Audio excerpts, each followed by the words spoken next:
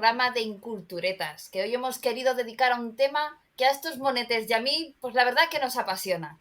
Y es que hoy lo vamos a dedicar a un espacio para las curiosidades de la mitología. Y vamos a presentaros pues a los colaboradores de siempre. Tenemos a Verónica, buenas Buenas noches, noches. y a Adrián, el friki carroza, Bien buenas hallados, noches. señores del Bueno, desierto. pues del desierto, ¿no? Bien, bien. Pues nada, os iba a preguntar eso de qué culturas nos vais a deleitar.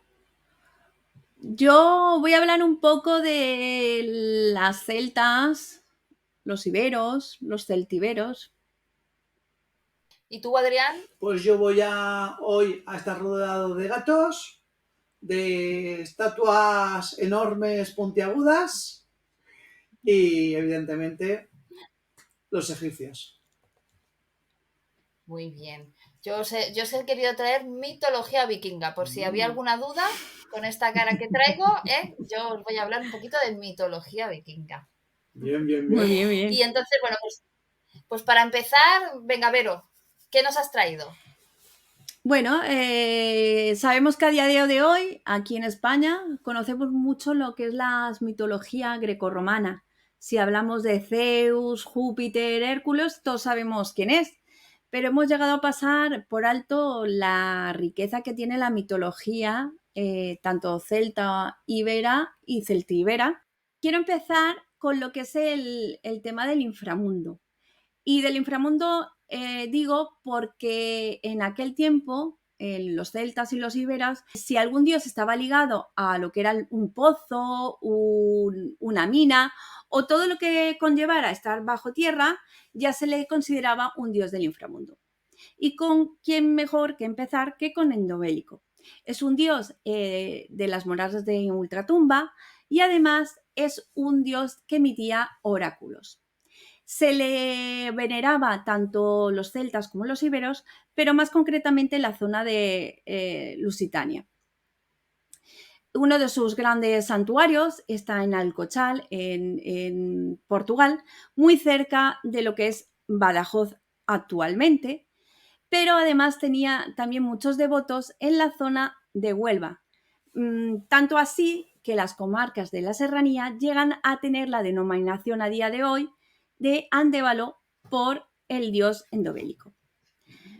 A este dios se le asocia el jabalí, ya que es el jabalí el que termina con su vida y le lleva al inframundo. Y de ahí que se sacrifique en su nombre a los cerdos en devoción a él. Uno de los rituales más practicados para este dios endobélico era el incubatio. Este rito es un rito mágico religioso en el que una persona iba a un lugar sagrado, como el templo de Endobélico, y tenía que dormir. Y gracias al sueño que tenía en el templo, podía llegar a tener representaciones de lo que iba a ser su futuro, tener más conocimiento y además llegar a tener sanación de alguna enfermedad en concreto. Tanto así que los romanos llegan a compararlo con Esculapio, con el dios Esculapio. Bueno, pues después de Endobélico, me gustaría ir a una diosa infernal. La diosa Antecina es una diosa infernal, tanto así que se veneraba en la zona de Lusitania y muchos historiadores grecorromanos la llegan a decir que es una diosa que tiene una gran percepción y la llegan a comparar con la diosa del Hades.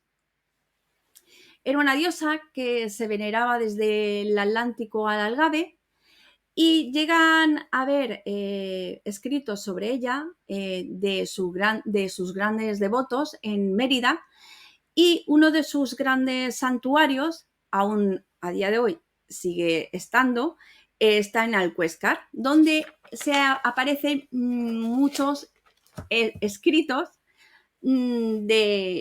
sobre la diosa Antecina. El animal que simboliza a esta diosa es la cabra y su árbol es el ciprés, porque también se le asocia a esta diosa un poco el tema del bosque y la naturaleza. Los rituales más comunes hacia esta diosa era que se erigían altares y en esos altares se ponían esvotos. Un esvoto es una figura en tipo de ofrenda que tenía una inscripción para darle a la diosa. Y en esas inscripciones habían tanto maleficios como bendiciones. Los maleficios podían ir desde que le dieras una enfermedad a una persona hasta que llegaras a matar a esa persona que no querías tener viva. Además de tener las bendiciones que podía ser que quisieras curarte alguna enfermedad y le pedías a la diosa Antecina con ese esvoto que querías curarte. Después de Antecina voy a pasar con el dios Baélico porque se le considera como un consorte o que Antecina es una consorte del dios Baélico. Además, hay una controversia en muchos historiadores que ponen a Baélico y a Endobélico como el mismo. Pero yo tengo que decir que puede ser que sea casi imposible, ya que Endobélico hemos visto que su animal era el jabalí. Pero a Baélico se le consideraba el dios lobo, con lo cual su animal era el lobo. Endobélico era un dios oracular y a Baélico no se le conoce en ningún momento tenga el don del oracular. Por ello, yo creo que cada uno es diferente. Baélico se le adoraba en la zona de los Betones y era un dios al que cuando un guerrero moría, él era el que cuidaba a ese guerrero en el inframundo o protegía. Hubo una gran devoción a ese dios lobo que los cristianos pensaron que era un peligro el que siguiera estando la devoción al dios lobo y se erigió una ermita en uno de los grandes santuarios suyos, que es en la zona del Potoloso, en lo que sería Candelea Ávila. Una ermita visigoda se erigió en donde estaba su gran santuario. Lo que pasa es que han aparecido 19 arras con inscripciones del dios lobo y ahí sabemos que tienen alguna conexión con Antecina porque llegan a decir en sus inscripciones que Antecina os sea propicia, con lo cual tiene una conexión con Baélico. Además, se habla de un rito, porque los historiadores grecorromanos hablan de un rito que se hacían los guerreros celtíberos, que era que se mimetizaban y se medio convertían en lo que eran lobos para luchar. Y en ese rito lo que hacían es que gritaban, aullaban como lobos y lo que hacía era que les daba la fuerza para luchar, pero además le estaban dando adoración a Baélico por si caían en batalla, que Baélico les protegiera después de muertos. Y con Baélico me voy hasta mis próximas que os traeré un poquito más. Muy bien, guárdate algo para el próximo turno. Sí, sí. Bueno, dinos, Adri, cuéntanos. Bueno, pues a ver, la mitología egipcia realmente abarcó unos 3.500 años, ¿vale? Entonces empezamos con el disclaimer. A lo largo de 3.500 años, una ideología que se fue expandiendo a lo largo de todos los países de todos los poblados que fueron absorbiendo desde Egipcio. Que además, estos poblados que iban conquistando o directamente absorbiendo o recibiendo, como vimos por ejemplo con el tema de los judíos, ellos también iban acoplando de su propia cosecha. Entonces, cuando haces un estudio de lo que es la mitología egipcia, vas a ver que hay ciertas contradicciones. Al principio eran unos dioses que hacían esto y luego los cambiaron por otros. O sea, Según como ese día gobernase el faraón de turno, ¿vale? Iban cambiando consejeros, que por norma general era el consejero del padre al que se había encargado o del tío que se había encargado, y también se cargaban a las deidades, pues si a lo mejor a mí me interesaba más Ra, o si me interesaba más Osiris, pues voy a potenciar a este. Con lo cual, pues vamos viendo un poquito el vaivén de cómo se montaron los egipcios, una especie del 40 al 1. En este reinado vemos cómo la legislatura nos está bajando a Ra por tercer puesto, y mientras Anubis sigue por 3 semanas consecutivas. ¿Vale? Entonces, voy a decir muchas cosas que es posible que en otras mitologías los datos cambian un poquito, ¿vale? Porque sí que es cierto que he llegado a ver hasta del mismo dios 2 o 3 interpretaciones diferentes. Y como yo los jeroglíficos no sé describirlos, pues eso ya se lo voy a dejar a los expertos, ¿vale? Yo solamente voy a explicaros un poco la historia por cómo la he estado viendo y he intentado hilarla, ¿vale? Entonces vamos a empezar a hablar desde el principio. Vamos a ver lo que sería la vida según los egipcios, cómo empezó la vida en el mundo.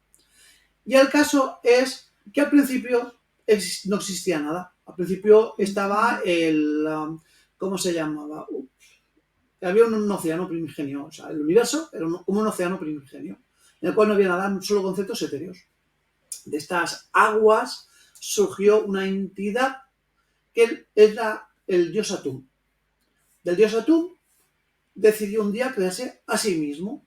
¿Cómo? Pues con sudor, con lágrimas, con saliva y otro tipo de fluidos, de los cuales no voy a volver a hablar, porque ya lo hicimos en el capítulo 2, en el de Cañas y Farras, y quien quiera que vaya allí y que vea la historia de cómo fue esto, que es muy educativa, por no decir otra cosa. Pero os podéis imaginar qué tipo de fluidos utilizaba para ir creando cosas este hombre. El caso es que una vez creó a su misma conciencia, ¿vale? Le denominaron Ra, el dios del sol. Vosotros os liáis un poquito todavía con la Santísima Trinidad, Padre, Hijo y Espíritu Santo. Bueno, pues textualmente él dijo: al amanecer me llamo Kepri. Al mediodía, cuando más alto está el sol, en su cenit, soy Ra. Y al atardecer, soy Atum. Por lo tanto, según la posición del sol que estuviera, era una deidad o era otra. ¿Vale? ¿Qué pasó? Pues que estaba solo este hombre y decidió tener 2 hijos. Por un lado creó a Shu, el dios aire, y por otro lado creó a Tefnut, la diosa humedad, su hermana gemela. ¿Cómo creó a Shu y a Tefnut? Pues os voy a dar una pequeña pista. A Shu se le llamaba la mucosidad del dios primigenio. Un estornudo. Entonces, según los textos que leemos, de un estornudo vinieron estos 2 hermanos. Pero es que hay otros textos que dicen que esta mucosidad no venía precisamente por la nariz. Venían de otra parte que también sale otro tipo de mucosidad. ¿Vale? Vale. Ya lo entiendo. Sí. Y de hecho, este hombre, bueno, este dios, Atum, Ra o Kepri, ¿vale? Como suele conocerse en alguno de sus estados, podemos decir que fue el que creó la expresión de eso lo hago yo con la punta. ¿Vale? Directamente. Muy bien, muy bien. Tefnut y Shu son conocidos como los ojos gemelos del dios Ra. ¿Vale? Entonces Tefnut sería el ojo izquierdo, la luna y el ojo de la noche. Mientras que Shu se asigna en el puesto del ojo derecho y el sol. ¿Vale? Entonces ya tenemos ahí la dicotomía del sol y la luna, representados por estos 2 hermanos gemelos. A Tefnut se le suele representar como una mujer con una cabeza de leona, porque resulta que hubo una trifulca entre la parejita, y es que resulta que la mujer cogió, se enfadó, se cargó la casa y se largó. Como no se podía ir a casa de mamá, porque no tenían, se fue para Nubia directamente. Entonces Shu se fue a hablar con Tot, que es el dios de la sabiduría, a contarle sus movidas con la parienta. Nada, tomándose una cervecilla, pues mira lo que me ha dicho, que si esto, que si aquello. Y Tot le dijo, no te preocupes, vamos a buscarla. Para allá que se fueron los dos, la consiguieron encontrar, la consiguieron convencer, y cuando volvieron, como Tefnut era la diosa de la humedad, pues esto propició que hubieran unas inundaciones en el Nilo en aquella época, ¿vale? Entonces, el caso es que, a diferencia de lo que los cristianos conocen de cuando Dios creó a Adán y Eva, les dijo, llenad la tierra y haceos muchos, Atum no estaba por la labor de que se divirtieran ellos solos llenando la tierra, con lo cual se ve que se montaron una especie de trío incestuoso, padre e hijos, y fueron una tríada creadora. De ellos tres, que salieron Het, dios de la tierra, y Nut, diosa del aire. ¿Vale? Claro, estos al nacer, ¿qué hicieron? Lo mismo que veían en casa. Pues si mis padres son hermanos y se han casado, pues nosotros también. Se casaron sin el permiso de Ra. Esto no le hizo mucha gracia porque Ra debió de pensar, ojo, que cuando yo hago una fotocopia de una fotocopia no me sale muy bien, no quiero arriesgarme. Entonces les dijo, pues mira, ya que os habéis casado sin mi consentimiento, no vais a poder casaros. Es más, textualmente les dijo, ningún mes del año podéis tener descendencia. ¿Vale? Esto es, a día de hoy vemos cómo se les representa. Nut es el cielo, ¿vale? Suele presentarse como una mujer arqueada, suele ir vestida con estrellas, ¿vale? Porque realmente representa el cielo. Por contra, Ket representa el suelo, va vestido de verde y está tumbado en el suelo. Y para asegurarse que no pasara nada entre ellos, pues pusieron a Shu, el padre de los dos, por en medio, el dios del aire, para asegurarse, en plan, a ver, esas manitas que las vea yo, que aquí no pase nada y que corra al aire, literalmente. Entonces, esto propició que se pudiera crear el mundo tal y como lo conocemos ahora y la humanidad venimos a raíz de las lágrimas de Atum. Este hombre, si no era con fluidos, no sabía crear nada. De algún sitio tenía que salir algo, ¿eh? Sí. Tal cual. El caso es que vuelve a aparecer en escena otra vez Tot, representado esta vez como un humano con cabeza de ibis, que es como normalmente suele aparecer. Un ibis es una especie de pelícano, ¿vale? Para que no lo sepan.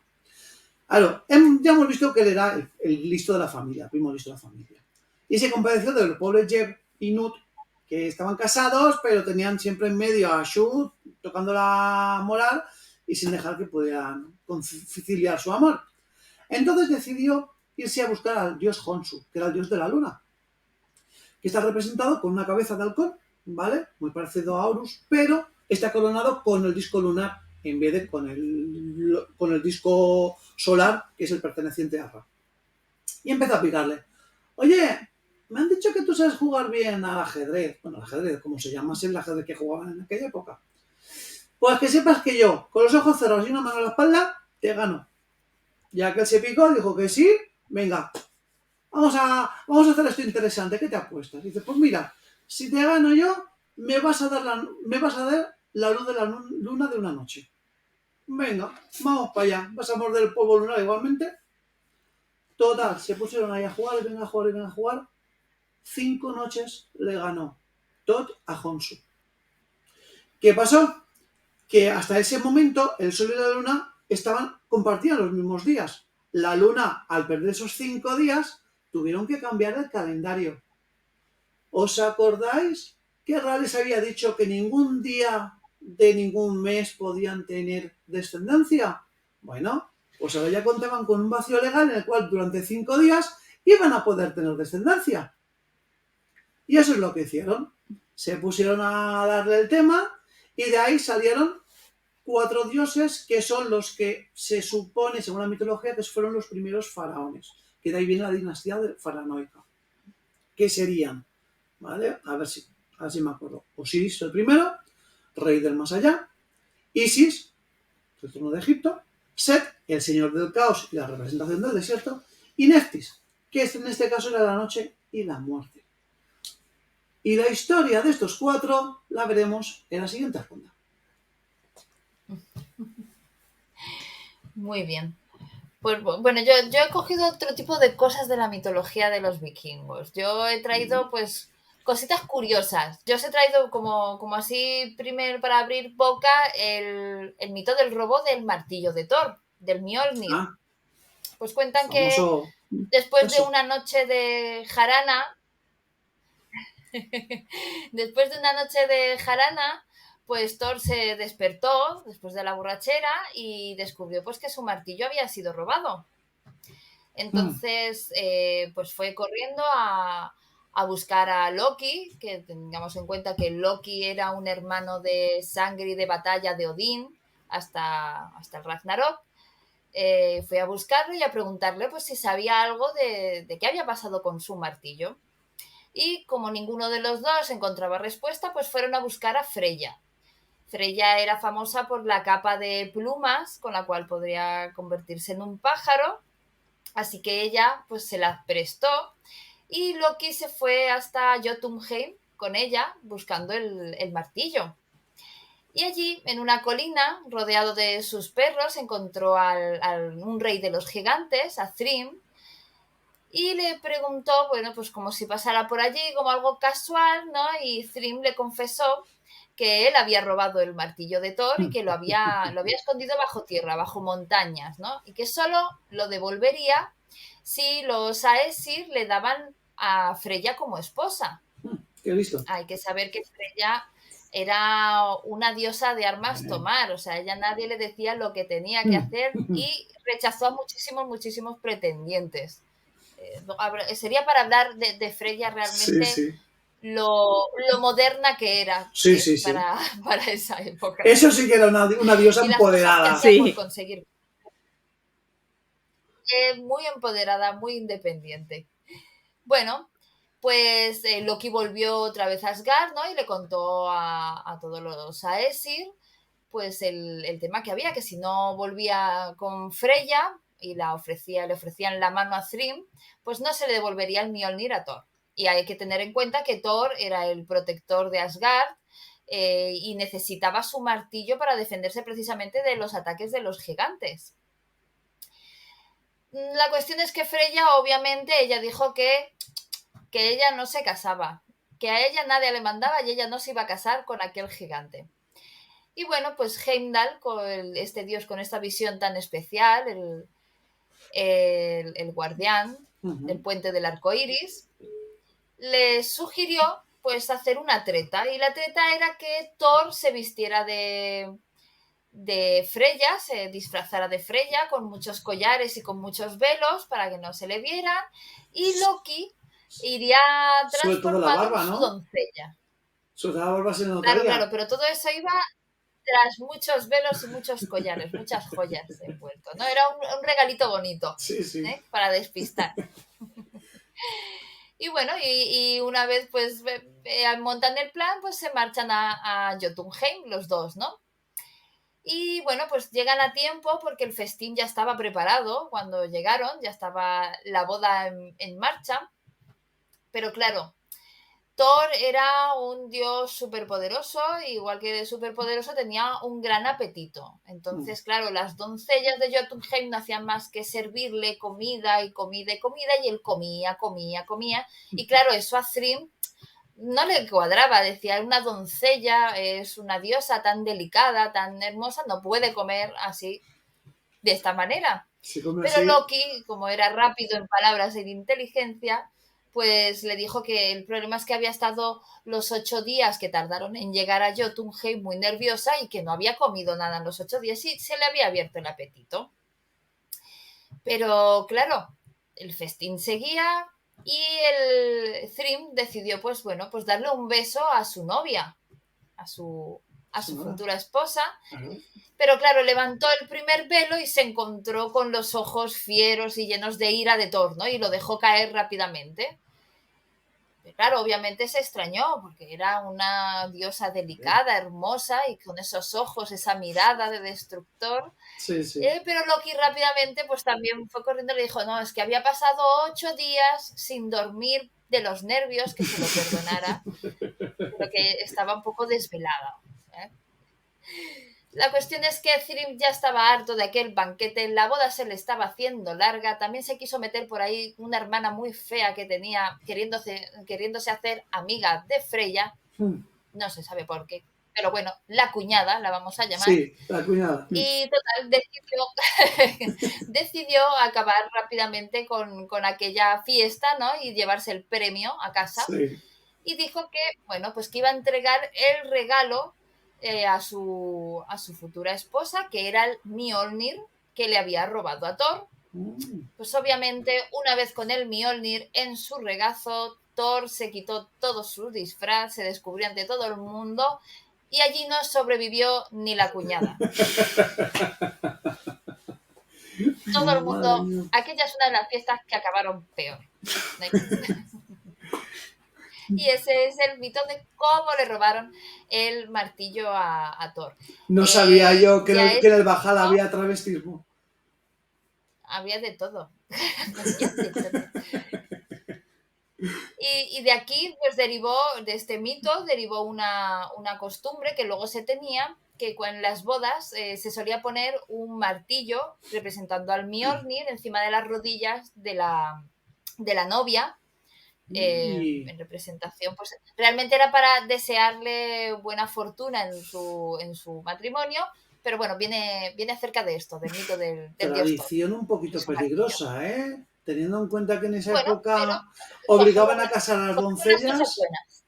más de uno le entraría ganas de imitar a Thor y meterle así un zurriagazo al viejo con el que la iban a casar. Ya ves. Para terminar en este primer bloque, pues os voy a hablar de algo que es bastante desconocido, porque todo el mundo conoce el mito del Valhalla, ¿no? Donde iban todos los guerreros que tenían una muerte en batalla a manos del enemigo, iban todos allí, y el Valhalla era un sitio en el cual durante el día lo que se hacía es que se celebraba, había fiesta, había comida, había hidromiel a raudales, había doncellas, eran servidos los guerreros toda esa hidromiel por las valquirias, y por la noche, al anochecer, al atardecer, todos se iban hacia el campo de batalla y allí todo el mundo volvía a morir en una cruenta batalla, y por la mañana volvían a estar vivos. Plan perfecto sin fisuras. Para ellos. Eso es el paraíso para un hombre. Sí, básicamente. Total. Para un vikingo, para un hombre vikingo. Ojo, vikingo, maticemos, sí. para un hombre vikingo.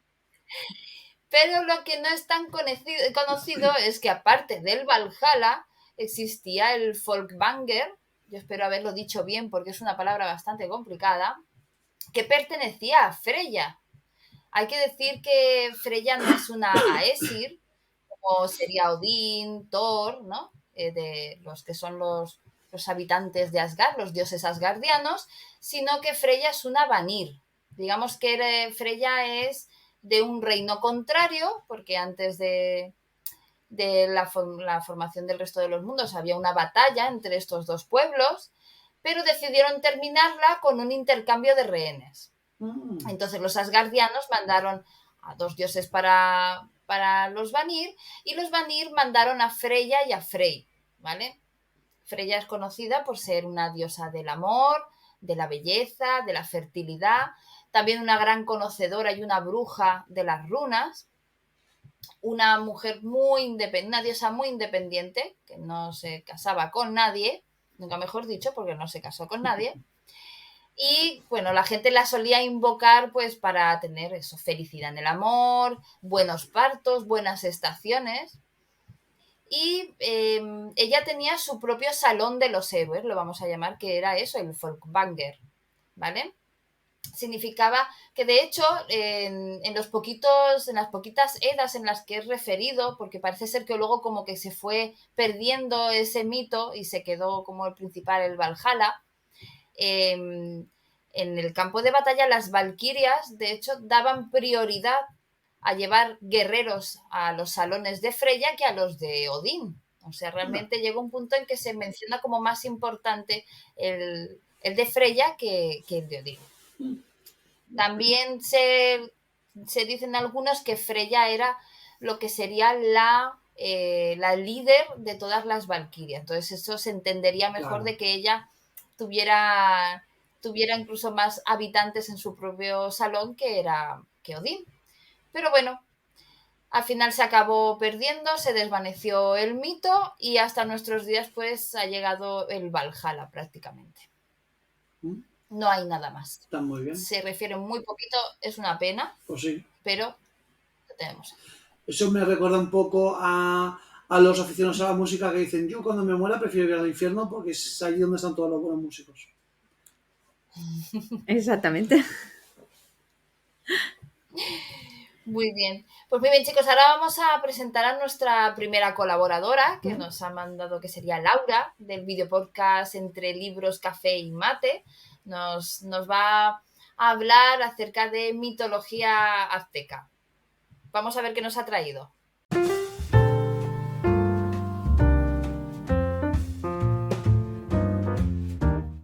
Hola, ¿qué tal? ¿Cómo están, amigos de Inculturetas? Pues aquí desde México. Sé que están hablando de mitología de muchos lugares y pues yo no podía dejar pasar la oportunidad de hablarles un poco también de la mitología de acá, del otro lado del charco. Y bueno, vamos a hablar principalmente de los aztecas porque en México hubo muchos pueblos, varios pueblos que vivían en esta zona antes de que llegaran los conquistadores, los españoles. Soy Laura Estrada, tengo un podcast que se llama Entre Libros, Mate y Café, donde hablamos de literatura, de cultura, de arte y todo igual que nuestros amigos de Inculturetas desde nuestra ignorancia. Somos personas que nos gusta leer muchísimo y platicar de lo que leemos. Y gracias por la invitación. Vamos a empezar hablando de que el pueblo principal y del que más se conoce son los aztecas, pero había otros pueblos aquí en la región que hoy conocemos como México. Estaban los mixtecas, los triquis, los zapotecas, en fin, todas estas culturas y estos pueblos, los tlaxcaltecas que rodeaban lo que es hoy la gran Ciudad de México y que fue la gran Tenochtitlan. Y es conocido en el mundo principalmente el pueblo azteca, porque el pueblo azteca era el que estaba asentado en lo que se conoce como Tenochtitlan. Y ellos se establecieron en este valle, en el Valle de México, ahí alrededor del siglo XIV. Y esto lo sabemos primero por los cronistas españoles que llegaron muy importantes, pero también lo sabemos por los códices. Los códices que ellos dejaron, que eran como un tipo de acordeones, pero que llegaban a medir hasta 15 metros de largo.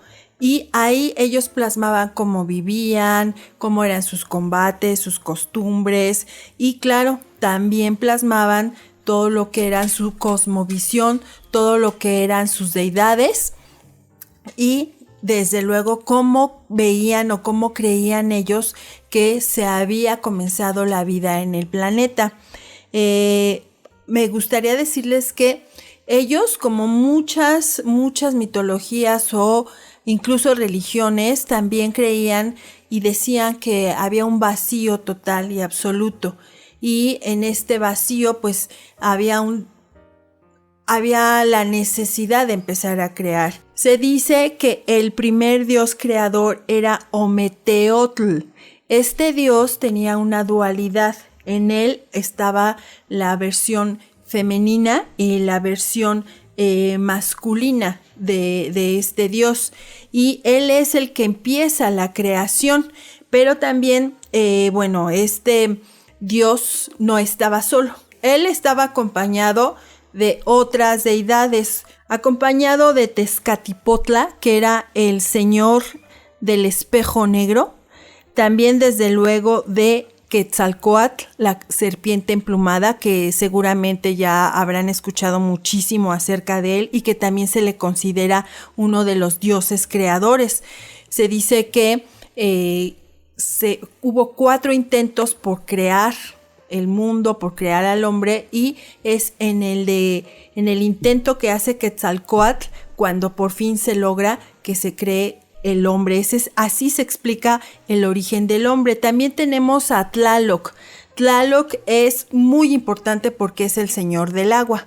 De hecho, aquí en México decimos cuando llueve muchísimo y que hay inundaciones, pues que Tlaloc está por ahí enojado con nosotros. Y tenemos uno más que es Ejecatl, que es el señor del viento. Y estos son son los dioses principales cuando hablamos de lo que es el origen y la creación del ser humano. Posteriormente se vienen otras deidades y entre ellas, bueno, pues está el más importante, que es el regidor de los aztecas, que es Huitzilopochtli. Este dios era el dios de la guerra y es el que les da a ellos esa palabra o esa orden de salir del lugar que es donde ellos fueron creados. Se dice que ellos fueron creados en una tierra que es Aztlán. Hasta la fecha no sabemos exactamente dónde estaba ubicado Aztlán o si había un lugar específico de donde ellos salieron. ¿Y qué es lo que les dice? Bueno, les dice que salgan y se dirijan hacia un lugar y se van a sentar donde encuentren un lago, y en ese lago van a encontrar a una serpiente que va a estar siendo devorada por un águila. Y entonces ellos van en este recorrido, llegan a lo que era la gran Tenochtitlan y encuentran esa señal, encuentran esa águila devorando a una serpiente, y es así que deciden asentarse en lo que sería ahora la gran Ciudad de México. Los pueblos originarios y principalmente el pueblo azteca, pues levantan esta gran ciudad y empiezan también, ellos les dan un espacio a las deidades de otros pueblos, lo que podríamos llamar como el panteón mexicano, para que ellos también tuvieran oportunidad de seguir adorando a sus dioses. Y posteriormente se habla muchísimo de Tonantzin.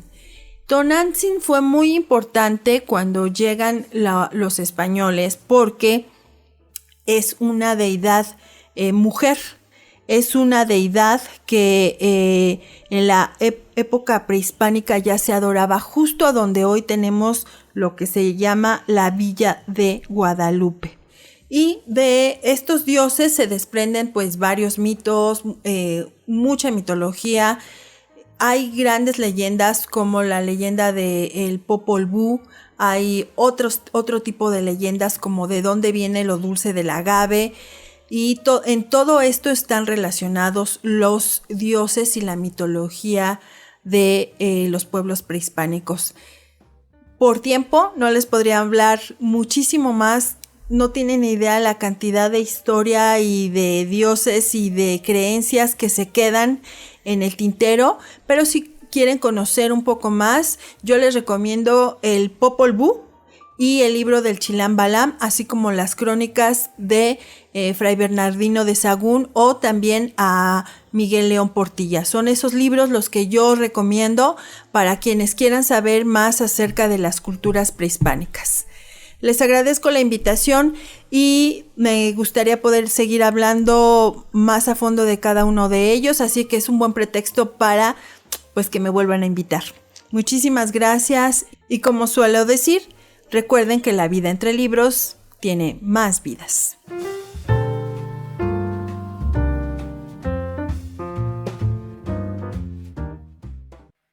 Bueno, pues muchísimas gracias, Laura. La verdad es que ha sido interesantísimo esto que nos ha traído. Espero que a vosotros también lo hayáis disfrutado y que, oye, nos ha venido muy bien para conocer cositas muy curiosas de la mitología azteca. La verdad es que sí. Pues vamos a... Yo la cena esa que estaba ahí, Chacoloto de Pec, explicando cómo fundó el río de los muertos, la verdad es que me ha dejado todo muerto a mí, ¿eh? Bien, bien. Anda, Se ha Maki. notado, El saber ¿no? no Sí, ocupa no, lugar. no, no, no, Que no. yo- que No has yo- prestado atención ninguna, ¿eh? Vamos a decirlo claramente. No, la verdad es que es una cultura que yo personalmente prácticamente no conozco nada y gracias a este vídeo de Laura, la verdad es que me ha despertado bastante interés y sí que me gustaría ver si hacemos un Mitologías 2, incluso pues que nos traiga un poquito más de historia, que ya nos estaba ella misma diciendo que se ha guardado una bala en la recámara. Pues sí, Pues, sería eso hay que verlo. interesante. Muy bien, pues nada, Verónica, tu turno de nuevo. ¿Qué más nos traes? Pues como sé que somos jugadores, como no sé si somos muy buenos o no, pero os voy a decir un nombre y de ese nombre me vais a decir lo que os puede venir en un videojuego. Si os digo el nombre de Epona, ¿qué os viene a la mente? Pony.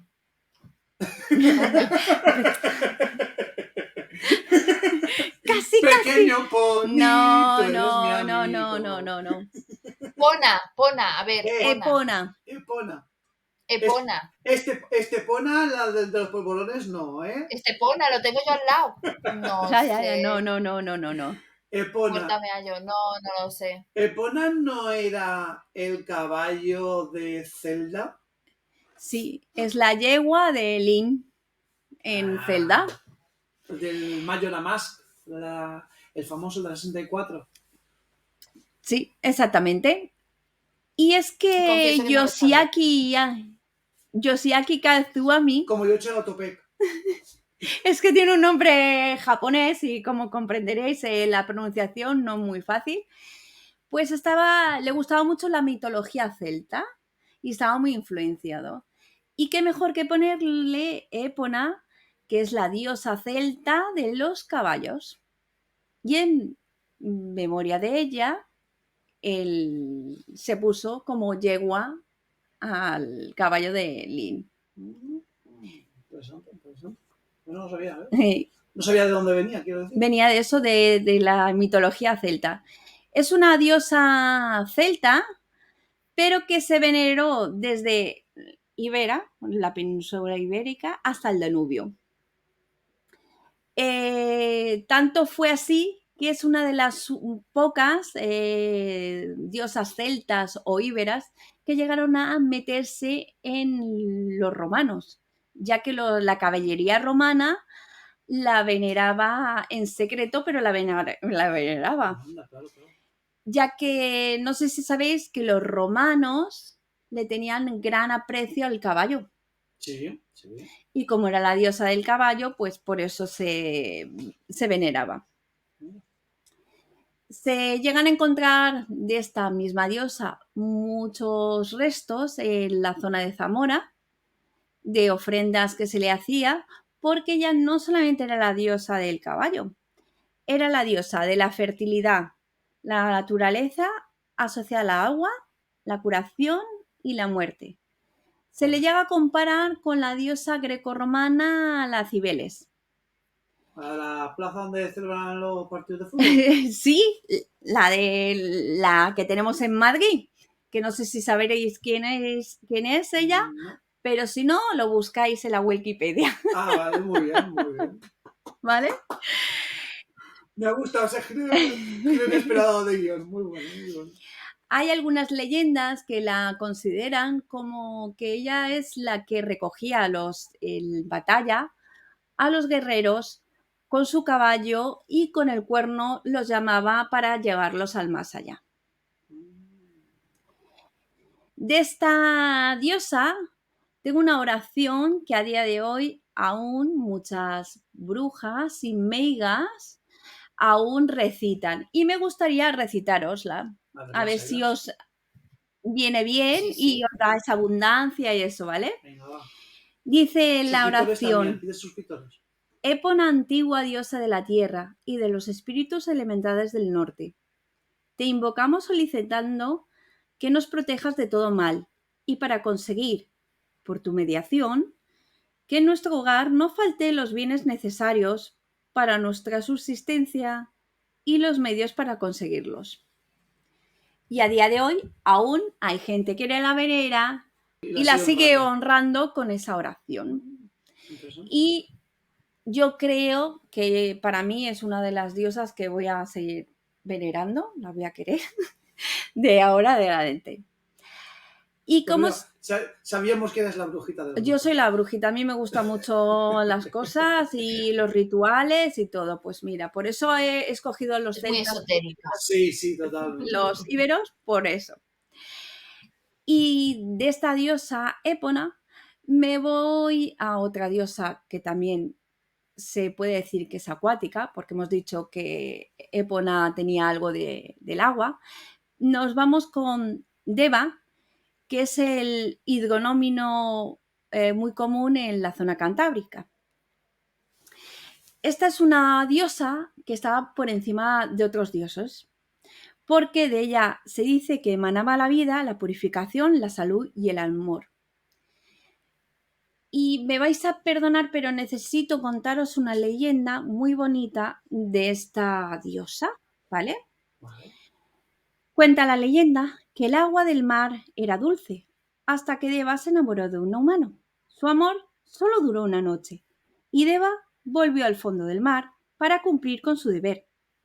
Pero volvió inundada de tristeza y sus ojos no dejaban de llorar desde entonces.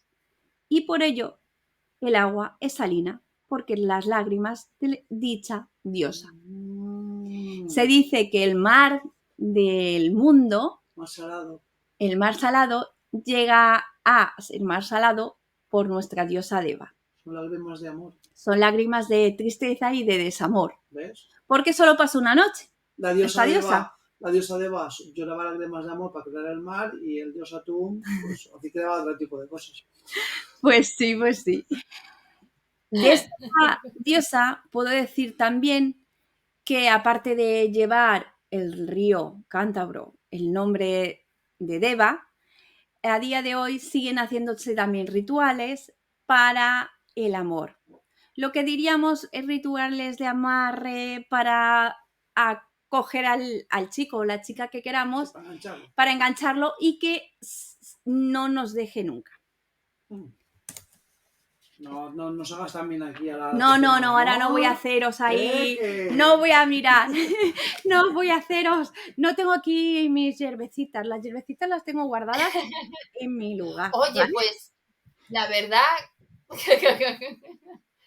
si se vuelve a repetir un programa como este, yo me apunto a que Vero nos haga algún ritual. En directo, mal, porque... En directo, pero bueno. Mal porque... Un ritual luego nos acusarán de utilizar prácticas engañosas para atraer suscriptores. No, de ahora en adelante yo creo que voy a empezar a hacer alguna cosilla para atraer a más gente, nada más. Bueno, pues de una diosa acuática me voy a otra diosa acuática. Vale. Esta diosa es Navia, que en sánscrito significa corriente de agua. De esta diosa se encuentran ofrendas para esta diosa en forma de espadas en muchos cauces de ríos por toda Europa. Hay muchos escritos de esta persona por conventos y se dice que en la provincia de Cáceres aparecen muchos escritos también sobre esta diosa. Una de las leyendas que dicen los historiadores grecorromanos es que a ella se le ve como la barquera, una mujer muy bella, que desempeña el papel la mensajera de la muerte y la psicopompa que lleva a las personas al más allá. Subes en la barca y te llevo por esta corriente del mar o del río que diga y te llevo al lugar del más allá. Además de esto, ha quedado plasmado de esta diosa pues el río Navia en Asturias, el Navea, que es afluente del Sil, ¿cómo se dice? Navelía, el afluente del Rin en Alemania, Navarcos y Nevers en Gran Bretaña. O sea, deja mucha esto, aparte de que esas ofrendas en esos ríos siguen estando como un vestigio de lo que fue esa diosa. Y creo que me voy a ir, no sé si a lo grande o no, pero me voy a ir con lo que diríamos la diosa, una diosa ancestral de Hispania. Tiene raíces en el Neolítico y esta diosa es la diosa madre, la que llaman la Dea Dama. Esta diosa es una de las primeras tríadas celtas que hay, ¿vale? Había una diosa mujer que se le llamaba Dana como madre y símbolo del amor, de la fertilidad, y otra muchacha que se llamaba Brígida, símbolo del amor y la juventud, y por último una diosa anciana que se llamaba Anu, que representaba el misterio de la muerte y la trascendencia. Pues me suena a mí. Hay quienes la comparan con Artemisa y con Demeter. La llegan a esto. A esta diosa se le invocaba en tiempos muy difíciles. ¿Pero era la misma diosa las tres? Sí, esas tres divinidades, por así decir, eran una. Era un poco un rollo así como las Nornas, que eran las que cortaban el hilo de la vida, que eran tres también, una anciana, una mediana edad y una muy joven. Pero realmente Sí, era la misma. eran la misma, pero había una muchacha o una mujer de mi edad, por así decirlo, una joven y una anciana. Y de esas era solamente una sola anciana. De esta diosa nacen muchos dioses. Muchos de los dioses que he hablado nacen de la misma diosa madre. Y en tiempos difíciles, la gente lo que hacía es que iba a donde confluían tres ríos, cogían un gallo, lo sacrificaban y de ahí, del sacrificio, hacían como que calmaban esa ira que se suponía que tenía la diosa madre con los devotos. Vamos, que lo del hacer un pacto con el diablo en el cruce de caminos, que hablamos también en el primer capítulo que hicimos, eso también nos viene de los celtas. Claro, era un cruce de ríos y ahí es donde se hacía ese sacrificio de sangre y de muerte del gallo para pues, que la cosecha fuera bien, para que no hubiera sequía, para que te curaras, para cualquier cosa se daba ese ritual. A día de hoy se dice que se sigue haciendo ese ritual. Se dice que no se hace el ritual matando al gallo, pero yo no me lo creo, ¿vale? No me lo creo. Hacer un corte para que salga sangre y luego sí, solo una tirita y ya está. Seguro. Yeah. Y por desgracia me voy a dejar muchísimos dioses, pero muchísimos, porque me dejo el dios Noctiluna, la diosa Noctiluna, que es la diosa de la luna, que a ella se le veneraba durante toda una noche a toda la familia, enfrente de tu casa, bailando sin parar, no podías parar, al dios Lug, que es el dios lúgubre, y ahí podríamos decir el dios Candamius, que es el dios que lo podíamos comparar con Júpiter y con Zeus, ¿vale? En la mitología celta ibera. Pero como no hay tanto tiempo, pues me he dedicado un poquito a estos y a enseñar un poquito más de lo que la riqueza que tenemos y las historias que tenemos, que son muchísimas. Bueno, guárdalos en el cajón de posibles. Sí. No los descartes. Sí, porque yo creo que a todos nos pasa lo mismo, de que hemos tenido que hacer un resumen, porque yo, por ejemplo, los egipcios hay 44 dioses. O sea, digo, va a ser que no voy a hablar de todos. No puedes hablar de todos. Me meto que ir a maratón yo solo para poder hablar de los 44 y va a ser que no me ganas. 4 veces. Muy bien. Pues nada, Adrián, Bueno, ¿qué más nos vas a contar? pues nada, vamos a seguir con el capítulo anteriormente. Vemos como de estos 4 nietos que había tenido Ra, recordamos Osiris, que fue el primer faraón, Isis, su hermana, la Neftis, que fue su otra hermana, que en este caso representaba la noche y la muerte, y el cuarto en discordia, en este caso fue Set, señor del caos y representación del desierto.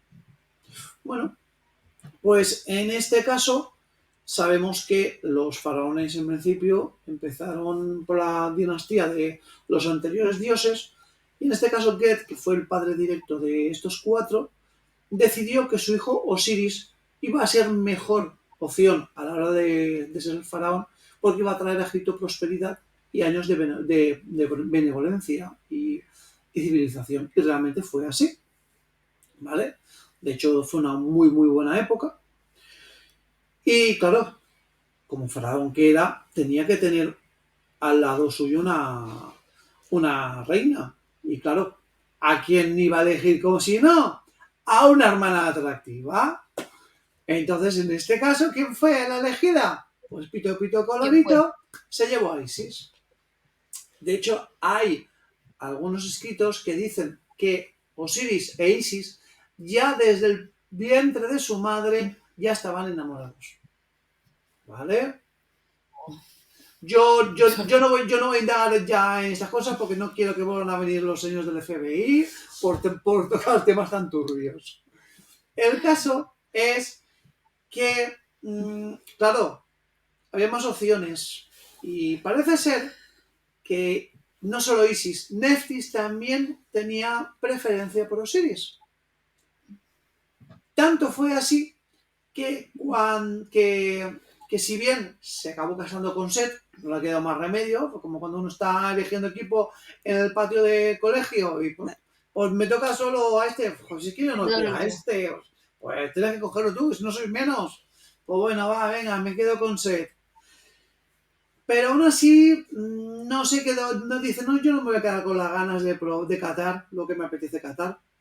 Así que cogió una noche, se disfrazó de su hermana Isis y se metió en la cama con Osiris. De esa relación incestuosa nació Anubis. Anubis es bastante conocido, es el hombre con cara de perro o de chacal, que realmente originalmente era el dios del inframundo, el guardián de las tumbas, etcétera, etcétera. Vale. Pongámonos un poco en tesitura. Metámonos en la piel de Set. A tu padre le ha dado el puesto guay a tu hermano. Tus hermanas y posibles parientas le hacen más caso a él que a ti. Y no bastante con eso, encima, ahora todo el mundo te está cantando lo de el venao, porque claramente ese hijo no es tuyo por más que la abuela diga que tiene tus ojitos. ¿Vale? Entonces, claro, se cogió tal rebote que Set decidió, recordad, Set era el dios del caos y del desierto, porque la verdad que era una persona, tiene un carácter muy, muy, muy, muy bruto, decide matar al chaval directamente. La madre, viéndoselo venir, ¿qué es lo que hizo? Le dio su hijo a su hermana, a Isis, para que lo cuidara a esta y así por lo menos preservarlo. Y entonces, pues, así este dios, Anubis, pudo crecer y evitar la muerte a manos de su padrastro. Claro, conforme iba pasando el tiempo, Set decidió que tenía que hacer un Mufasa por sí o sí. Así que ideó cómo matar a su hermano, ¿vale? Cogió un cofre y le hizo que ese cofre tuviera las dimensiones exactas de Osiris. Que nadie más que Osiris pudiera entrar en ese cofre. Montó un banquete con muchísimos invitados. Claro, los invitados también los eligió. Supo que iba a meter a invitados que también querían confabular contra Osiris. ¿Vale? Y en medio de la fiesta dijo, pues mira chicos, me he traído aquí este cofre engalanado y se lo pienso regalar a uno de vosotros, va, venga. Como vamos aquí a Tomito Piripis, titirí, va. El que sea capaz de meterse dentro del cofre, ese se lo va a quedar. Ah, pues yo, venga, va. Y lo he intentado. Nada. Rollo la Cenicienta y el zapatito de cristal, lo mismo. ¿Vale? Claro, llegado el momento, venga, va, sujétame la cubata que me voy a intentar yo. Se metió Osiris y a la que se metió Osiris, ¡pum! Cerraron el cofre y le hicieron lo mismo que a Rasputín, al río. Y así se cargaron al río Osiris. Evidentemente, empezó el reinado de Set. Si habéis visto El Rey León, no hace falta que hablemos más de lo que ocurre cuando el rey malvado, cuando el hermano malo se queda al cargo del reinado. Isis y su hermana Neftis deciden ir a buscar al cuerpo de Osiris. Durante muchos años estuvieron buscándolo. Al final consiguen localizarlo. Lo sacan del cofre y para evitar que Set lo localizase, porque claro, Set estaba al quite de lo que iba a pasar, lo esconden en unos juncos. Pero Set lo encuentra. Dice, anda, que te han sacado de la caja, con lo cual te han encontrado. Pues tranquilo, si quieres buscar, ahora sí que vais a tener que buscar. Y cogió ni corto ni perezoso, sacó el cuchillo de caza y desmembró a su hermano en un montón de trocitos. Y si esto no era suficiente, los repartió por todo Egipto. Los repartió todos menos un cacho. Decidió que el cetro real se lo iban a comer los pescados. Hizo, para los patos. Y le echó ese trozo de carne que total ya no iba a servir para nada. Con lo cual, otra vez vuelta a buscar les boles del drag. Encontraron afortunadamente todos los trocitos y pidieron ayuda a Anubis, evidentemente, que momificó a su padre para intentar preservar la descomposición de su cuerpo, ¿vale? A raíz de esto es que viene la costumbre de los egipcios de momificar. Que, por cierto, haciendo un pequeño disclaimer, vosotros sabéis que la momificación era algo muy costoso. Y como siempre, pues solo se la podían permitir la gente de rango de abolengo, la gente con dinero. A los pobres pues no les quedaba más que ser enterrados en fosas comunes, ¿vale? Pero que resulta que vivían en el desierto. En el desierto el aire es árido, no hay humedad, con lo cual el desierto de forma natural ya iba momificando los cuerpos de gente sin dinero, que el resultado al final fue el mismo que el de gente que estuvo dejando la pasta. La pasta. El caso es que, volviendo otra vez con Isis y con Neftis, con la ayuda de nuestro querido el tío Tot, ¿vale? No el tío Tom, el dios de la sabiduría, que además era el dios de la medicina y de las escrituras, consiguieron insuflar magia y devolver Osiris a la vida, ¿vale? No solamente con la magia consiguieron devolverle a la vida, sino que además le devolvieron ese apéndice que se habían comido los pescados. Isis dijo, esta es la mía, porque ya que a mi hermana la dejó preñar y le hizo un hijo, yo no voy a ser menos, que a fin de cuentas es mi marido. Y entonces cogió y se zumbó al Frankenstein del marido, quedándose embarazada y dando a luz a Horus. Horus, en este caso, es el dios con cabeza de águila, ¿vale? Pero, en este caso, lleva, a diferencia de Honus, que era el dios de la luna, lleva el símbolo de Ra, del dios del sol, en la cabeza. Obviamente, el Set quería matar a su sobrino para evitar que le robase el trono, con lo cual le tocó a Isis huir y esconderse de Set con su hijo para criarlo por ahí. No sabemos si lo crió con un jabalí, con un suricata, pero Horus se hizo mayor y volvió a enfrentarse contra su tío. Se enfrentaron delante de todos los dioses a ver quién realmente tenía la potestad de ser el faraón de Egipto. Y se enzarzaron en una batalla que duró más de 80 años entre Entre todos esos años pasaron una retaría de cosas brutales. Desde carreras de hipopótamos hasta empezar a arrancarse mutuamente órganos, pasando por una relación homosexual un poco turbia, en la cual acabaron haciendo peleas de semen. Como suele decirse, esto lo vamos a dejar ya para otra historia, porque durante 80 años, como podéis entender, y por los pequeños aprendizajes que os he dado, hay mucha historia para dar.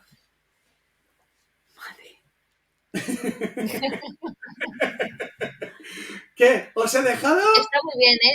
Oh, No lo esperaba otra vez tanto fluido, No, pero es que, pero vamos. entendible porque ya se les veía venir que eso les gustaba mucho. Es más, si volvéis a recordar el segundo capítulo en Cañas y Farra y veis la fiesta que montaban los egipcios al dios Atún con el tema del Nilo,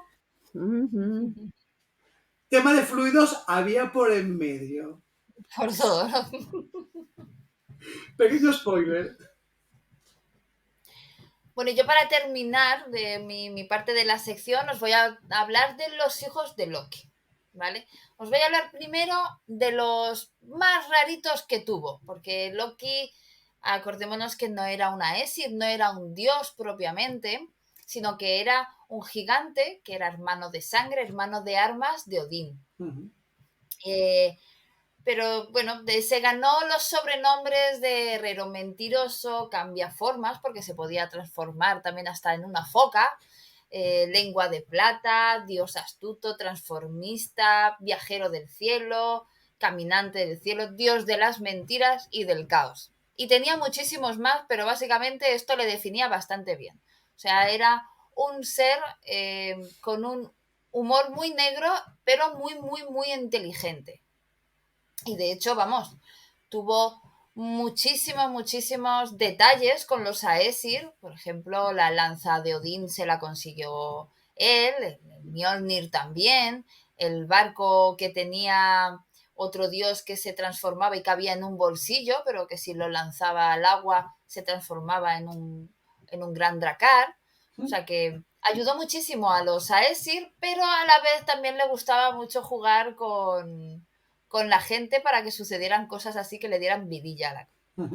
Entonces, con una bruja llamada Ankerboda, es un poquito complicado el nombre, pues tuvo varios hijos, tuvo 3 hijos, de hecho.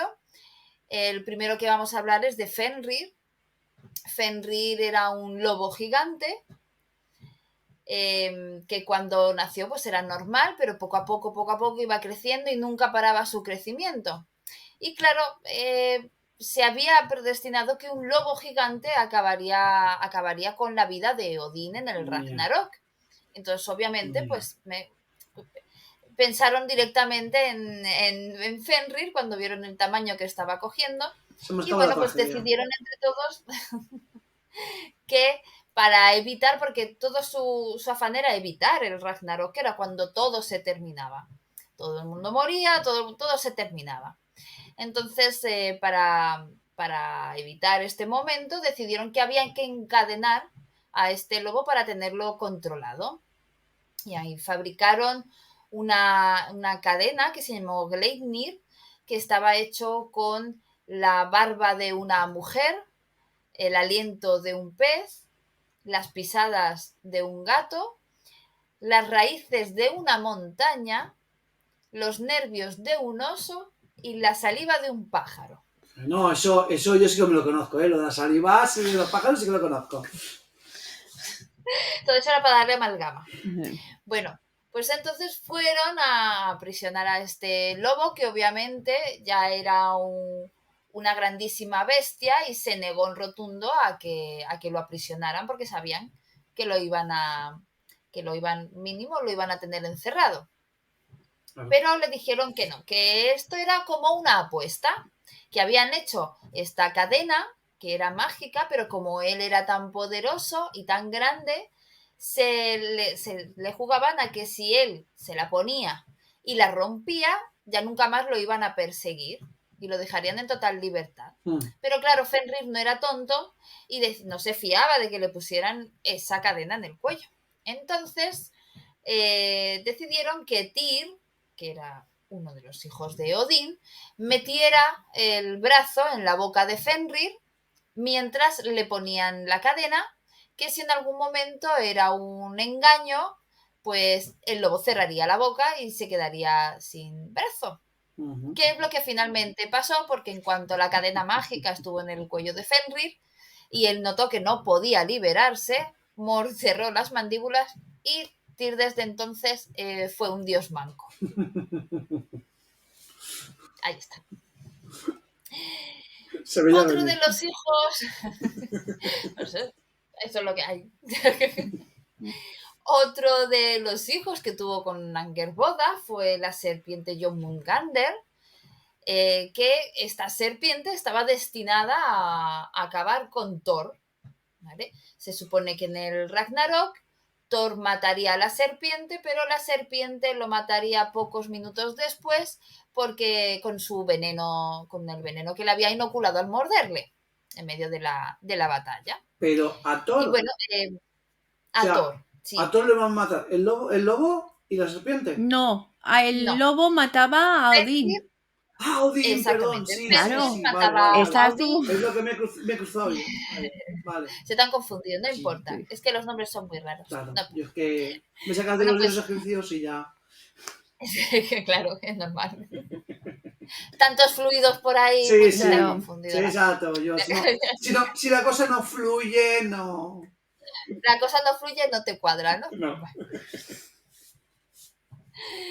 Bueno, pues Jormungandr era también hija de Loki y Angerboda y era una serpiente masculina, además con un don de la adivinación, y una serpiente que le pasaba como a Fenrir, no dejaba de crecer. De hecho, llegó un punto en que no tenía alimento. Lo vamos a explicar un poquito más adelante.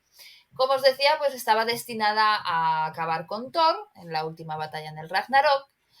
Y cuando los dioses se enteraron del nacimiento de este ser, pues al ver que sería uno de los responsables del Ragnarok, decidieron lanzarla al mar.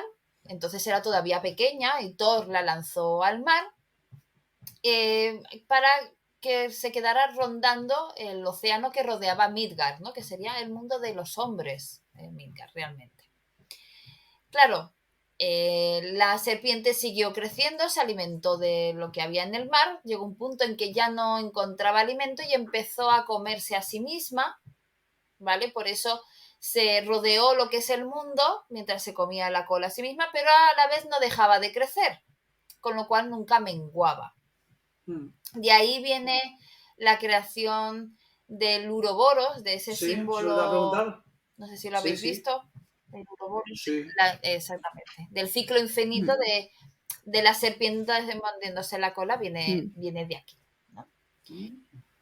Pues esa sería Jormungandr, que también es muy interesante. Y luego la tercera hija que tuvo con Angerboda fue Hela, que realmente Hela fue descubierta porque fueron a buscarla Odín con algunos de los otros dioses y se encontraron a una niña que era la mitad de la niña, era una preciosidad, era una dulzura, y la otra mitad era un cadáver descompuesto. Muy bonito. No quisieron, les dio pena, no quisieron matarla y la enviaron a Helgen. La enviaron a Helm para que allí se hiciera la diosa del reino de los muertos.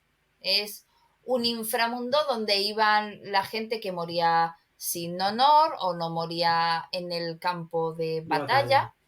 Vale. Y está justo debajo de las raíces del Yggdrasil, ¿no? De lo que sería el árbol que sostiene los 9 mundos. Allí está el Helgen. Allí creció y se convirtió en una doncella. La mitad de su cara seguía siendo de una belleza excepcional, la otra mitad seguía siendo un cadáver descompuesto. Hela, la verdad es que ha tenido su cierta importancia porque cuando el hijo favorito de Odín, Balder, murió a causa de una de las tretas de Loki, ¿no? Que convenció a un dios arquero ciego que le disparara una flecha de muérdago, que era lo único que en el mundo no había jurado no dañar a Balder. Pues Loki lo convenció hasta arquero ciego de que le disparara una flecha, porque como se supone que nada le hacía daño a Balder y todo el mundo pues probaba con hachas, con espadas y con cosas, y todo eso era una fiesta, ¿no? El hombre inmortal.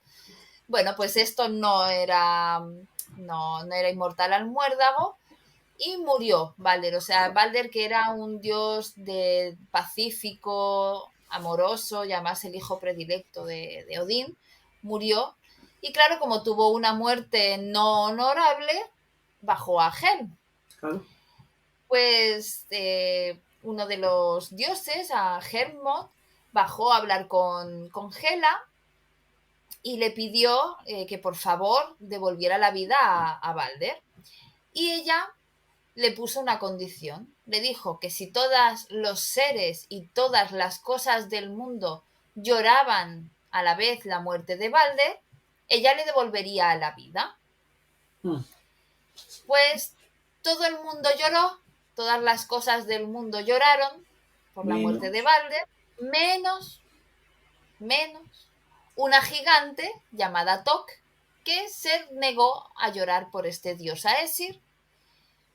Y en realidad quien estaba detrás de esa gigante era Loki disfrazado, que nuevamente estaba jugando a dos bandas. Sí.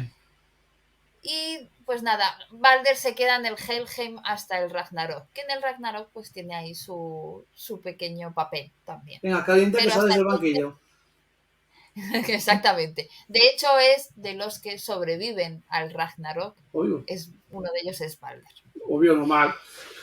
Toda la serie en banquillo, pues por lo menos que le den algo de protagonismo. Muy bien, pues el siguiente hijo que tuvo no fue con Angerboda, sino es un hijo nacido de otra manera un poquito más especial, porque en este caso la madre de este hijo fue Loki.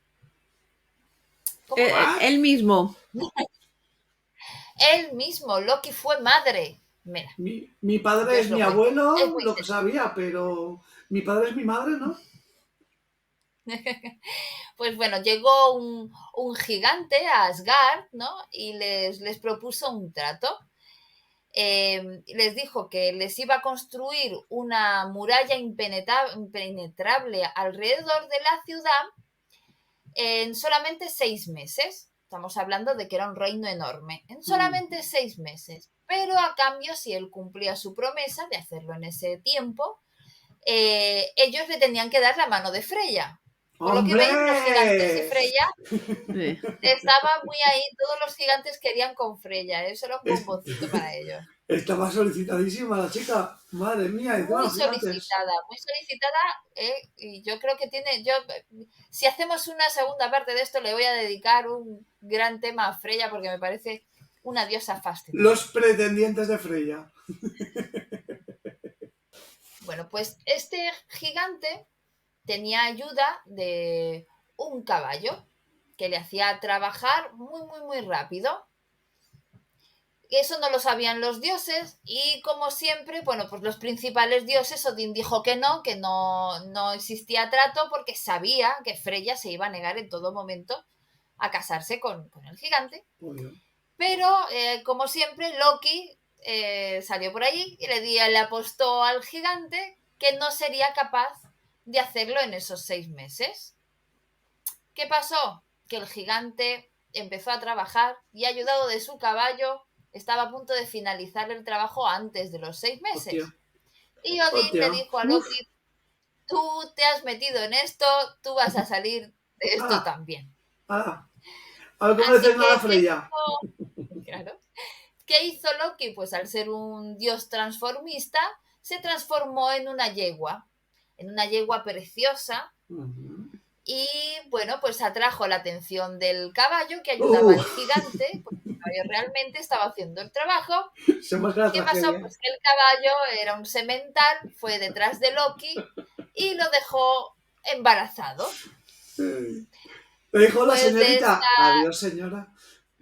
Adiós, señora, exactamente. De esta relación nació Sleipnir, que era un caballo de 8 patas, en algunos mitos tiene 6, 8, y pues se lo regaló a Odín.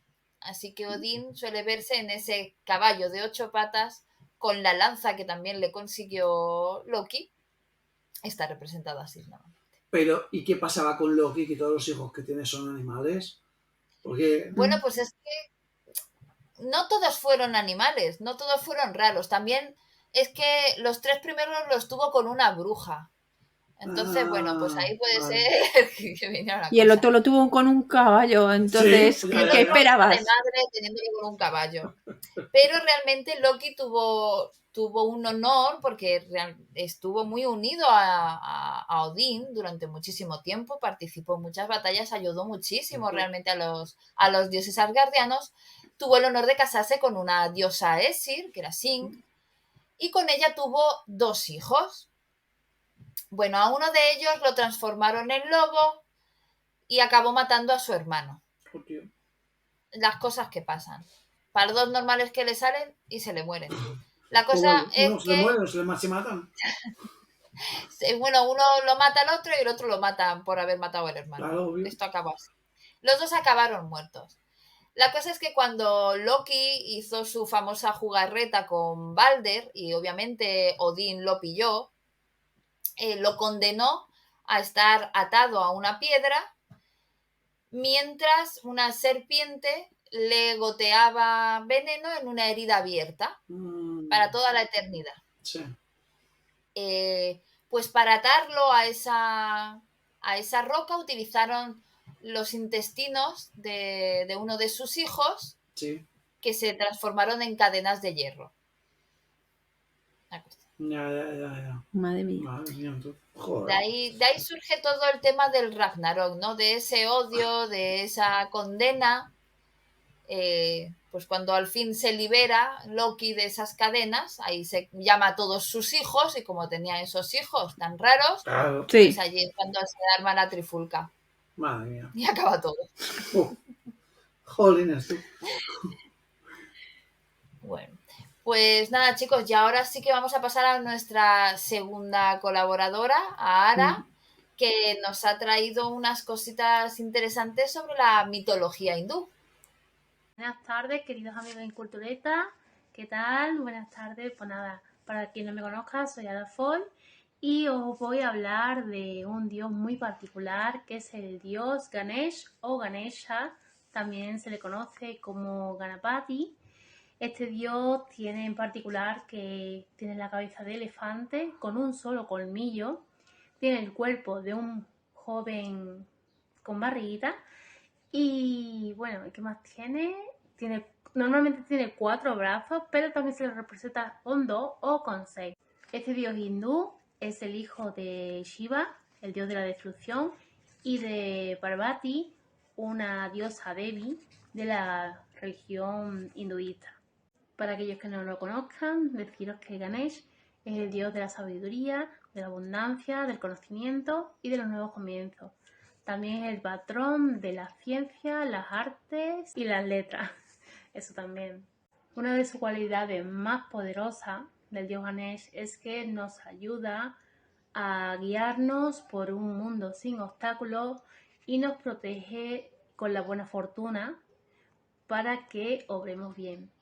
También normalmente se colocan sus imágenes en los templos para que sirva de protección o de guardián para todos sus fieles. Para aquellos que hayan podido visitar la India y hayan coincidido en los meses de agosto y septiembre aproximadamente, sabrán que hay como un periodo de 10 días donde hay unas fiestas especiales en honor al dios Ganesh, donde sus fieles les ofrecen como ofrendas de dulces y flores también. Las manos suelen llevar unos atributos que suelen ser la soga, la flor de loto, el hacha y un plato con dulces hindúes llamado lada, También suele portar una trompa de caracol o un cetro dorado y debajo de él una rata que le sirve de transporte. Decir que su cabeza representa la seguridad y la sabiduría, sus orejas la escucha atenta, sus ojos la concentración para ver más allá de lo evidente. La trompa es la eficiencia y la capacidad de adaptación. El fragmento de colmillo es el sacrificio que hizo Ganesha para usarlo como pluma para escribir el Mahabharata. El vientre abultado, que era engullir y digerir los sufrimientos del mundo para proteger y llevar la paz. Los 4 brazos, que son los 4 elementos de la naturaleza. Las manos extendidas es la bendición a aquellos que siguen el camino espiritual. Y en ocasiones suele portar el símbolo del Om o sujeta la punta del colmillo partido. Así que nada, espero que hayáis disfrutado y que nada, que nos vemos en la próxima, ¿no? Besitos, chao. Soy Ala Fol, para quien no me conozca, también conocida como Ara o Arita. Arita es una payasita muy particular que siempre me acompaña, que es un personaje, sí, ficticio. Mucha gente se piensa que es mi hija, pero no, soy yo haciendo estas cosas. Así que nada, soy escritora, dibujante, creadora de contenido en diferentes plataformas, sobre todo auditiva. Y bueno, me podéis encontrar en mi página oficial de Instagram y también en Radio Cuéntame 123 con colaboraciones, narraciones y demás. Pues muchas gracias también a Ara por este vídeo y estas cositas tan interesantes que nos ha contado sobre mitología hindú, que también es una mitología con muchísimo material, y además del que le gusta a Adri. Politeísta. Muchos fluidos. Muchísimos fluidos. Todos con todos. Entonces, exactamente. Y bueno, chicos, hasta aquí ha llegado el programa de hoy. Muchísimas gracias por haberlo visto. Muchísimas gracias a Verónica y a Adrián por haberme acompañado, por haberme ayudado a hacer este programa con un tema que la verdad es que me apasiona. A mí me gusta muchísimo la mitología y se nota que a ellos también. Y nada, a los que nos han estado viendo, pues si os ha gustado, dejadnos en la cajita de los comentarios si os gustaría que hiciéramos una segunda parte, que seguro que podemos traeros buen material, muy interesante y algunas risas nos vamos a dar seguro. Y más fluidos. Buenas noches. Y más fluidos. Tú con los fluidos nos lo tiene bastante. Muchas gracias. Buenas noches, chicos, y nos vemos en otra. Pues nada. Namaste. Ay, no, calla, que eso lo diría Ara. Salam. Que la luna sea propicia. Skol. Agüita del río Nilo. Mientras sean fluidos, para adelante. Chicos, nos vemos. Un saludo. Adiós. Yo creo que voy a poner esta vez, yo creo que voy a poner al final de todo tomas falsas. Toma. Pues puedes hacer hay muy buenos bloopers, Para eso está tu marido, para hacer el tonto. Tranqui. Yo estoy muerta de calor. A mí se me va a empezar a churretear todo esto negro que llevo. Madre mía de mi vida. Madre mía, no, ya a estas alturas ya no... No pasa nada, ¿sabes qué pasa? Las pieles ya no son buena opción. Esto ya para invierno, ¿eh? Sí. Bueno, a ver, yo he sido inteligente y me he pillado un outfit egipcio, con lo cual pegaba genial para el calor. Va con camiseta de lino, ¿no? Claro, camiseta de lino. Yo voy con un bicho muerto encima. Bueno, no, que no de verdad. Yo un bicho. Digo, en cualquier momento la zarigüeya que tiene ahí va a pegar un brinco y va a echar a correr. Si yo iba para profesora. Ya. Lo de señorita Rosenmier, de fe que lo tienes. Estás haciendo los trozos y se te va a ver. Así. De repente, así. Y luego. ¡Tarán! Vale. No me